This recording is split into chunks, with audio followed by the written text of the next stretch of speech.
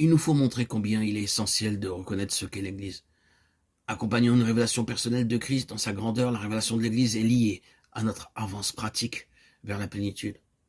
Paul a dans ses écrits une plénitude beaucoup plus grande que n'importe quel autre apôtre, et cela est dû principalement à la révélation spéciale de l'Église qui lui avait été donnée.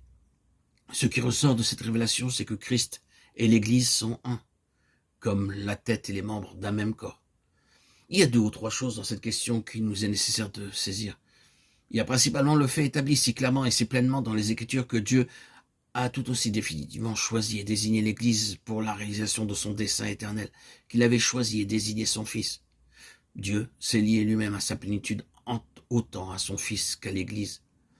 Tandis que l'Église est soumise au Fils, qu'elle en est l'organe et l'instrument, comme la femme l'est à l'égard de son mari, Éphésiens 5, 22-24, ils sont un en ce qui concerne le dessein.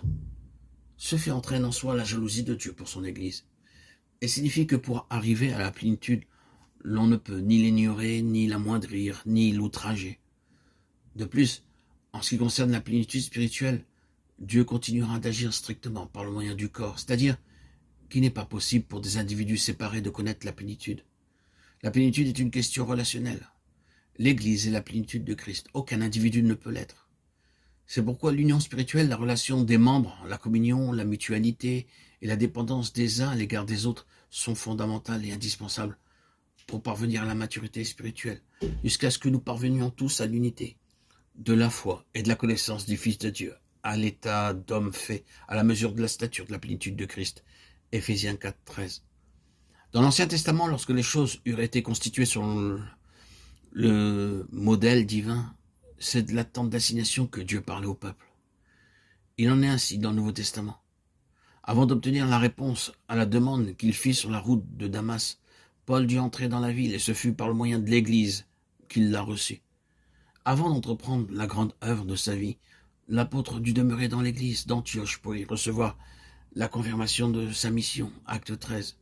Tout cela ne signifie pas que Dieu n'ait jamais agi souverainement et dans sa grâce à l'égard de ceux qui avaient à cœur ses intérêts sans reconnaître cependant cette loi.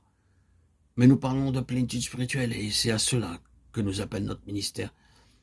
Ce n'est pas un comité général exécutif ou conseiller, mais le corps, dans sa représentation et son fonctionnement spirituel, qui est la voie voulue de Dieu. Il nous faudrait plus de place que nous n'avons à notre disposition pour montrer toutes les valeurs et les implications renfermées dans une compréhension adéquate de la place et du dessein que Dieu a pour son Église en toutes choses. C'est précisément l'une des questions qui a eu une place considérable dans notre ministère, parlé ou écrit, durant ces dernières années.